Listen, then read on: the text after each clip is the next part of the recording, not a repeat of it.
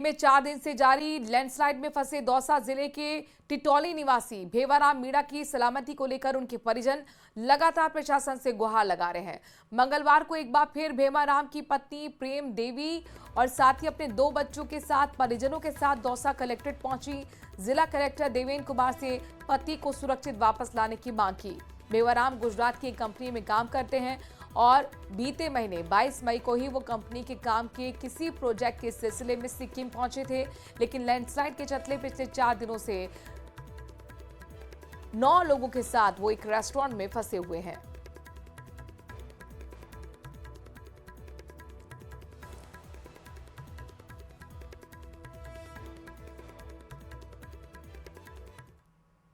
टिटोली के भेवाराम मीणा सिक्किम में भूस्खलन के बाद फंसे हुए हैं। आज चौथा दिन है और चौथे दिन वो एक रेस्टोरेंट में फंसे हुए हैं। कल जिस तरह न्यूज़ 18 ने उनसे खास बातचीत की थी तो उन्होंने कहा था कि उनके पास आज तक की खाद्य सामग्री है।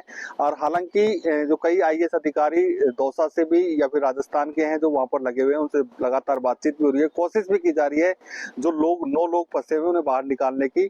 हम उनके परिवारजन जो लोग यहाँ ज्ञापन देने जिला कलेक्टर दौसा के पास आए हैं, किस प्रकार का वहाँ बात हुई है आज आपकी? सर आज बात हुई है कि उनको उस रेस्टोरेंट से निकाल करके ऊपर मिलिट्री कैंप में ला रहे थे, लेकिन बीच रास्ते में दोबारा फिर भू नक्षत्र यानी बर्फ का पहाड़ ढह जाने के कारण उनको वापस उसी रेस्टोरेंट पे जाना पड़ा भेवाराम जी को, और विकट परिस्थितियों में है। लगातार हमारे संपर्क में और भेवाराम भाई से भी लगातार संपर्क में, सिर्फ उनको सांत्वना दे रहे हैं कि जल्द से जल्द आपको निकाल लिया जाएगा। लेकिन सबसे बड़ी समस्या है वहाँ पर ऑक्सीजन लेने में बड़ी दिक्कत हो रही है और खाने की बड़ी समस्या है। गृह विभाग को नोटिस भी पत्र भी भेजा था और हमें पॉजिटिविटी भी मिल रही है, लेकिन मेन बात यह है कि जब हमारा भाई सुरक्षित हमारे पास आ जाएगा, जब हम उनकी मदद भी स्वीकार करेंगे और उनका एहसान भी मानेंगे और सरकार के आभारी भी रहेंगे। मैं यही कहना चाहूंगी कि मेरे हस्बैंड को जल्दी से जल्दी घर लाया जाए सही सलामत, बस मैं यही कहना चाहूँगा। कब गए थे, कितने दिन से वहाँ पे? 22 तारीख को निकले थे यहाँ से, सालों से नहीं गए वो, तब अभी सिक्किम में तभी गए थे। पहले गुजरात थे, फिर गुजरात से आने के बाद में गुजरात वाली कंपनी ने भेजा था उनको वहाँ पे। अब क्या चाहते हो मोदी जी से, भजनलाल जी से और सिक्किम की सरकार से? मैं यही चाहूंगी कि उन्हें सही सलामत घर लाया जाए, क्योंकि ये उनकी पत्नी है और उनके परिवार के सभी लोग यहाँ दौसा कलेक्ट्रेट आए हुए हैं। एक ही डिमांड है क्या कर रहे हैं सरकार से, चाहे नरेंद्र मोदी की सरकार हो, चाहे भजनलाल सरकार हो, चाहे सिक्किम सरकार हो, कि जो भेवाराम है उन्हें सुरक्षित बाहर निकाला जाए। भेवाराम सहित राजस्थान के 2 लोग हैं, कुल 9 लोग हैं जो रेस्टोरेंट में फंसे हुए हैं। आज जरूर कोशिश की गई थी उन्हें बाहर निकालने की, लेकिन सफल नहीं हो पाई है। परिजनों की तो एक ही मांग है कि किसी भी तरीके से सकुशल जहां भूस्खलन हुआ है वहां से उन्हें बाहर निकाला जाए। आशीष शर्मा, न्यूज़ 18 दौसा। हनुमानगढ़ से बड़ी खबर है, जहां पर किसानों ने नकली खाद और बीज पर कार्रवाई की मांग की है। किसानों ने मुख्यमंत्री के नाम जिला कलेक्टर को इस बाबत ज्ञापन भी सौंपा। जिले के रावतसर में कुछ समय पहले नकली खाद पकड़ी गई थी। नकली बीजों से फसल खराब होने के कई मामले सामने आ चुके हैं। किसानों ने कार्रवाई को लेकर किरोड़ीलाल मीणा को धन्यवाद दिया। किरोड़ीलाल मीणा से हनुमानगढ़ में भी जांच करने की मांग रखी गई है। आपको बता दें कि एक तरफ किरोड़ीलाल मीणा लगातार एक्शन में है, खुद जाकर निरीक्षण कर रहे हैं और फैक्ट्रियों पर गाज भी गिर रही है, एक्शन हो रहा है। और इसी सिलसिले में हनुमानगढ़ में भी जांच कराने की मांग किरोड़ीलाल मीणा से रखी गई। मुख्यमंत्री को भी ज्ञापन सौंपा गया है। हनुमानगढ़ से बड़ी खबर आपको बता रहे हैं। नकली खाद को लेकर लोगों में गुस्सा है। उनका कहना है कि कई बार हमारी फसलें तबाह हो गई हैं। खबर अलवर से है। यहां पर क्रिकेट मैच पर ऑनलाइन सट्टा लगवाने के मामले में पुलिस ने बड़ी कार्रवाई की है। पुलिस ने गिरोह के सरगना सॉफ्टवेयर इंजीनियर समेत 3 को गिरफ्तार किया है। आरोपियों के कब्जे से पुलिस ने करीब 150 करोड़ रुपए का हिसाब और कई बैंक खाते मिले हैं। बताया जा रहा है कि पकड़े गए आरोपियों का राजस्थान, उत्तर प्रदेश, मध्य प्रदेश में सट्टे का जाल फैला हुआ है। पुलिस ने आरोपियों के कब्जे से 6 mobile, 2 laptop, hard drive, 15 ATM और एक एसयूवी बरामद की है। आरोपियों ने ऑनलाइन सट्टे के लिए 30 से ज्यादा वेबसाइट बनाकर 6000 से ज्यादा आईडी एक्टिव की हैं। बिल्कुल, कुछ समय पूर्व ये सूचना आई थी, है ना, वेरीफाई किया गया था। इस पे एसएचओ एमआई अजीत जी और हमारे साइबर सेल के इंचार्ज संदीप जी, इन्होंने काफ़ी गहनता से काम किया। तो 3 इसमें व्यक्ति हैं, नितिन पालीवाल, महेश शर्मा और पीयूष शर्मा। ये तीनों ही लड़के बीटेक हैं मतलब इंजीनियरिंग डिग्री कर रखी है इन लोगों ने, तो खुद ये लोग डेवलप करते हैं, मतलब ऐप टाइप वेबसाइट डेवलप करते हैं और उसमें आपके नीचे फिर उसके एडमिन बनाते हैं, मिनी एडमिन, सुपर मास्टर, इस तरह से एक चैन बनाते हैं और एजेंट, क्लाइंट और प्लेयर तक पहुंच जाता है। वर्चुअल करेंसी क्रिएट करते हैं, क्रिएट करके फिर उसको डिस्ट्रीब्यूट करते हैं अप टू प्लेयर्स तक। आईडी और पासवर्ड से जो प्लेयर होते हैं वो उसमें एक्सेस ले लेते हैं। वर्चुअल करेंसी को वो खरीदते हैं, जैसे किसी ने 5,000 रुपये की 5,000 वर्चुअल करेंसी खरीदी तो 5,000 रुपये देंगे उसको। पैसे का ट्रांजेक्शन या तो बैंक अकाउंट से होता है, हवाला से होता है, इस तरह से है। जैसलमेर में जासूसी के आरोप में पकड़े गए सरकारी कर्मचारी शकूर खान केस में आज बड़ा अपडेट सामने आया है। सरकारी क्लर्क शकूर खान को ऑफिशियल सीक्रेट एक्ट के तहत गिरफ्तार किया गया है। ये रिपोर्ट देखिए।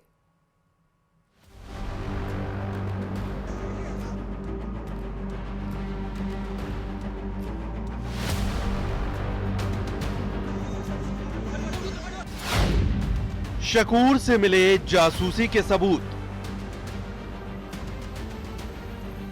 पाकिस्तान में ली जासूसी की ट्रेनिंग, रिमांड में खुलेंगे बड़े राज। पूर्व मंत्री सालेह मोहम्मद का पूर्व पीए रहा शकूर खान को पाकिस्तान के लिए जासूसी के मामले में आज गिरफ्तार किया गया। गिरफ्तार करने के बाद उसे जयपुर में कोर्ट में पेश किया गया, जहां से पुलिस ने उसे 7 दिन की रिमांड पर भेज दिया है। 10 दिन की रिमांड मांगी गई थी, लेकिन न्यायालय ने अभी 7 दिन की रिमांड स्वीकृत की है और कुछ जो एविडेंस प्राइमा फेसी मिले हैं उनके बिहाफ पे जब रिमांड में इन्वेस्टिगेशन आएगी उसे कंक्लूड किया जाएगा और आगे देखा जाएगा। जासूस शकूर खान की पेशी के दौरान वकीलों में नाराजगी देखने को मिली। वकीलों ने इस दौरान पाकिस्तान मुर्दाबाद के नारे लगाए और शकूर खान पर कड़ी कार्रवाई की मांग की। प्रथमतः मैं पूरी राजस्थान के वकील समुदाय की ओर से मैसेज देना चाहता हूं कि इस तरह के आरोपियों के लिए कोई सहानुभूति नहीं है। सरकार के जिम्मेदार पदों पर बैठे हुए व्यक्ति अगर इस तरह का कृत्य करते हैं तो राजस्थान के जितने भी अधिवक्ता समूह हैं इनका बहिष्कार करेंगे, इनकी तरफ से कोई पैरवी नहीं करेगा। जमीनी स्तर पे जो इन्वॉल्व है इसमें वो सारे लोग इसमें सामने आने चाहिए कि मंत्री साहब का एक पीए अगर इसमें इन्वॉल्व है तो इसकी जड़ें कहाँ तक गई हुई है, इसकी पूर्ण निष्ठा से निचले स्तर से ऊपर तक जांच होनी चाहिए। 28 मई को जैसलमेर से इंटेलिजेंस की टीम ने शकूर खान को पकड़ा था। शकूर को हिरासत में लेने के बाद पहले जैसलमेर में पूछताछ की गई, फिर जयपुर लाकर इंटेलिजेंस मुख्यालय में जासूसी के सबूत मिलने पर गिरफ्तार किया। पूछताछ के दौरान उस पर पाकिस्तान के लिए संवेदनशील जानकारियां साझा करने के पुख्ता सबूत सामने आए। शकूर खान जैसलमेर में रोजगार विभाग में सहायक प्रशासनिक अधिकारी है, जो जैसलमेर में बड़ौदा गांव में मंगलियों की ठाड़ी का रहने वाला है। बताया जा रहा है कि शकूर ने कई बार पाकिस्तान की यात्रा कर जासूसी की ट्रेनिंग ली। कहा जा सकता है कि जो देश विरोधी हैं उनके लिए कोई स्थान नहीं है और आज इन्हें कोर्ट में पेश किया गया, जहां पर कोर्ट ने 7 दिन की जो है वो पुलिस रिमांड जो है शकूर खान को लेकर दी गई है। इस बीच जो इंटेलिजेंस एजेंसियां हैं वो शकूर खान से पूछताछ करेगी। शकूर खान की गिरफ्तारी के बाद सियासत भी हाई है। कांग्रेस बीजेपी के नेता एक दूसरे पर हमलावर हैं। देखिए, भारतीय जनता पार्टी तो जो मर्जी जो बात बोल सकती है, उनको तो लाइसेंस मिला हुआ है, जो मर्जी आरोप जिस पे लगा दे, लेकिन एजेंसियों ने पकड़ा है, एजेंसी उसकी निष्पक्ष रूप से जांच करें और जो भी दोषी है उसके खिलाफ कार्रवाई करें। हम एजेंसियों के सहयोग करने के लिए तैयार हैं, हम जहां भी वो मदद चाहें वो मदद के लिए तैयार हैं, लेकिन जांच जो है वो पारदर्शी तरीके से होनी चाहिए। हम किसी का भी कोई ये नहीं कोई गलत काम करता है उसका कांग्रेस कोई पक्षधर है, कतई नहीं। कांग्रेस के पूर्व मंत्री वरिष्ठ मंत्री रहे हैं और सुदूर पश्चिम से आते हैं, जो हमारा बॉर्डर एरिया है, और एक समुदाय से आते हैं और उनके साथ रहे हुए उनके पीएस या जो भी उसके संज्ञा दें, एक अधिकारी ने अगर कोई हमारे आंतरिक सुरक्षा की मैसेज लीकेज किए हैं या उन पर जो आरोप लगे हैं अगर सत्य है तो इससे गंभीर विषय कुछ हो ही नहीं सकता। कोई भी मामला आता है, सरकार जो भी होती है वो मुकदमा दर्ज करके या जांच करके जो दोषी होता है उसके खिलाफ कार्रवाई करे, किसी को कोई ऐतराज नहीं है। लेकिन किसी का पीए रहना, किसी के स्टाफ में काम करना या किसी सरकार के समय में वो अधिकारी पोस्टेड होना, उससे उस सरकार का, उस मंत्री का, उस विधायक का कोई दोष साबित नहीं हो जाता है। शकूर के सरकारी कर्मचारी होने के बावजूद विभाग को बिना सूचना दिए विदेश यात्रा करने से कई सवाल उठ रहे हैं। फिलहाल इंटेलिजेंस एजेंसियां इस केस की तह तक जाने की कोशिश में जुटी हैं। जांच में और भी बड़े खुलासे हो सकते हैं। जयपुर से रोशन शर्मा की रिपोर्ट। सिरोही से आपको ब्रेकिंग न्यूज देते हैं। सिंदरत टोल प्लाजा के पास ट्रॉला पलट गया है। ट्रॉले में कोयले का पाउडर भरा हुआ था। दुर्घटना में ट्रॉला का केबिन भी अलग हो गया और ट्रॉला के सामने रिक्शा आ जाने की वजह से यह हादसा हुआ। घटनास्थल की तस्वीरें आपको हम दिखा रहे हैं। यहाँ पर स्पॉट पर देखिए किस तरीके से जो पलटा हुआ है, आपको नजर आ रहा होगा ट्रॉला। ये ट्रॉला जो है कोयले का पाउडर से भरा हुआ आगे बढ़ रहा था कि इस दौरान उसके साथ हादसा हो गया और उसका केबिन उससे अलग हो गया। दरअसल रिक्शा अचानक सामने से आ जाने की वजह से ट्रॉला अनियंत्रित होकर पलट गया था। खबर चूरू से है। यहां पर होटल सन सिटी पर फायरिंग मामले में पुलिस ने एक्शन लिया है और लॉरेंस गैंग के हार्डकोर अपराधी आदित्य जैन को गिरफ्तार किया है। गिरफ्तारी के बाद कोतवाली पुलिस ने कड़ी सुरक्षा में हार्डकोर आदित्य जैन को कोर्ट में पेश किया। इस दौरान चप्पे चप्पे पर पुलिस जाब्ता भी तैनात रहा। कोर्ट ने आरोपी को 5 दिन की पुलिस रिमांड पर भेज दिया है। बता दें कि 17 अगस्त 2024 को होटल सन सिटी पर रंगदारी मामले में फायरिंग हुई थी। अब तक इस मामले में 9 आरोपियों को जेल भेजा जा चुका है।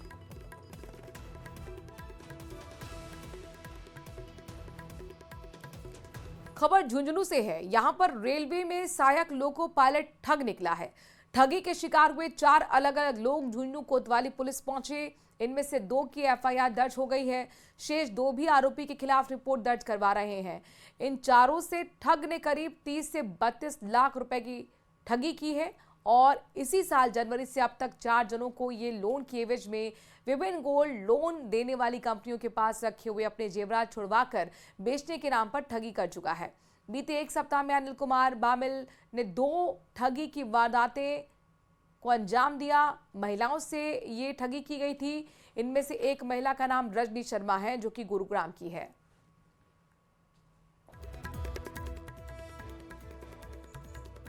हमारे साथ अनिल कुमार है झुंझुनू का। इसने लोन ले रखा है इंडियल मनी से और 8,78,538 रुपए की ठगी करी है। वो अमाउंट लेके फरार है। अनिल कुमार ने जाट जो बुढ़ावास का रहने वाला है, इसने हमें व्हाट्सएप के जरिए गोल्ड लोन छुड़ाने के बहाने से बुलाया और हमारे साथ पेमेंट जमा करवा के और वहां से फरार हो गए। खमानगढ़ में सुबह 1 घंटे तक बारिश के कारण सड़कों बाजारों में जलभराव की स्थिति हो गई है। शहर के गांधी चौक, बाजार और बाईपास रोड, नालियाबाज और जमालपुरा इन तमाम क्षेत्रों में पानी भर गया, जिसकी वजह से वाहन चालक और आम लोगों को दिक्कतों का सामना करना पड़ा। तो वहीं नालों की सफाई का कार्य भी नगर परिषद द्वारा करवाया जा रहा है और इसी दौरान बारिश भी हो रही है, जिससे सड़कों पर जलभराव की स्थिति बनी हुई है।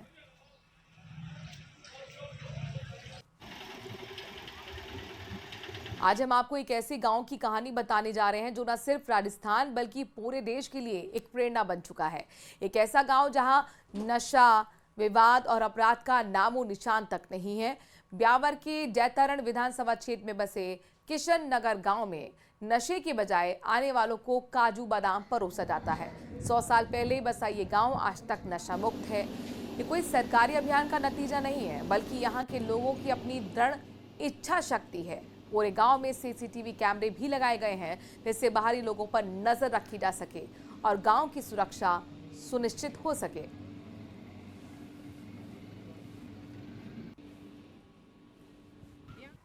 नशा मुक्त गांव होने की वजह से यहाँ से शाम को सुबह जल्दी मॉर्निंग या रात को 10 बजे तक अकेली लड़की लाइब्रेरी से घर से लाइब्रेरी आ जा सकती है। इसमें किसी प्रकार की डर नहीं लगता है। हमारे गांव की खासियत है, यहाँ पर 200 मकान है करीबन। यहाँ पर कोई भी बुजुर्ग से लेकर युवा पीढ़ी तक कोई भी नशा नहीं करता है और हमारे जो युवा पीढ़ी है वो बुजुर्ग लोगों से सीखी है और हमारे यहाँ गांव बसा हुआ करीबन 90-100 साल हो गए हैं। हमारे इस गांव की विशेषता यह नशा मुक्त गांव है और यहाँ कोई नशा नहीं करते हैं और बुजुर्ग लोग पहले नशा नहीं करते हैं, पीछे युवा पीढ़ी भी नशा नहीं कर रही है और नशे के खर्च को बचाकर उससे पैसे को सेविंग करके यहाँ एक शिक्षा के लिए लाइब्रेरी का निर्माण किया गया। खास विषय थी जैसा अपन गाँव में नशा नहीं है, बिल्कुल नशा नावरी कोई चीज़ नहीं है। नियत में गई मोटा वडेरा भी करना या मोटा बूढ़िया भी नहीं करता और पीछे नौजवान भी नहीं करिया और मोह भी नहीं करिया। और बच्चा ने आई भी शिक्षा देवा कि नशा दूर रहना। न तो वे नशा करिया न लाड़ मार चाबर करा न मोह करा हाथ पीली लगी हाथ पीली में वो नशा नहीं करियो। जैसा कि सब लोग मोरे बडेरा ही नहीं पीता चिल्लू बीड़ी और मोह नहीं पिया सब राम से आदमी पूरा गाँव रहा छोरा टाबर बूढ़िया लुगाया कोई नशा पत्तो कोई नहीं कर। ब्यावर जिले के जैतारण उपखंड में एक ऐसा गांव है जिसका नाम है किशन नगर। इस गांव में आज तक किसी ने नशा नहीं देखा।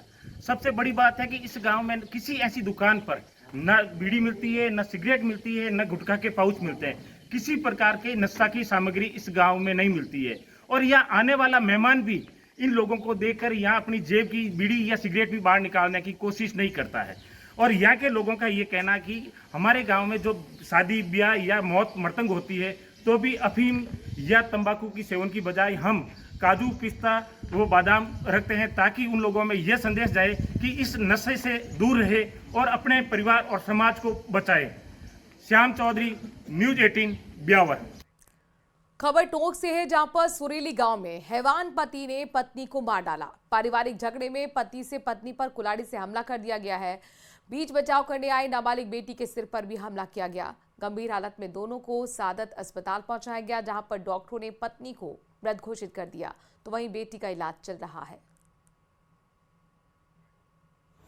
आज सुबह करीब 4 बजे में इतला मिली कि ग्राम सुरेली में रामसाई सनोप जय किशन रेगर अपनी पत्नी काली देवी उम्र 35 साल की कुल्हाड़ी से मारकर हत्या कर दी। तो परिजनों ने बताया कि उसके बताए अनुसार हम वहाँ सुरेली पहुँचे। पता चला कि उसके मजरूपों को यहाँ सादत अस्पताल टोंक में लेकर आए। सर वो दारू पी रखा था। हाँ, पहले भी मारपीट करता था, रोज ये से ही चलता था, रोज 5 रेत चलता था। सर वो उसने इस दिन कल रात्रि को ये घटना कर दी। और अब बात करते हैं जल संरक्षण पखवाड़े की। दरअसल प्रदेश में 5 जून से लेकर 20 जून तक मुख्यमंत्री भजनलाल शर्मा के निर्देश के मुताबिक जल संरक्षण पखवाड़ा मनाया जाएगा। इसी सिलसिले में जल संसाधन मंत्री सुरेश सिंह रावत बीकानेर पहुंचे और संभाग के अधिकारियों के साथ समीक्षा बैठक की। मंत्री रावत ने बताया कि इस पखवाड़े के दौरान वर्षा जल संचयन, जल स्रोतों का रखरखाव और अतिक्रमण हटाने जैसे कार्य प्राथमिकता में रहेंगे। उन्होंने कहा कि कुओं को रिचार्ज करने की दिशा में भी प्रभावी कदम उठाए जाएंगे। उन्होंने आईजीएनपी नहर को लेकर पिछली सरकारों पर काम में लापरवाही बरतने का आरोप भी लगाया। कहा कि अब भजनलाल शर्मा सरकार इस पर गंभीरता से काम कर रही है।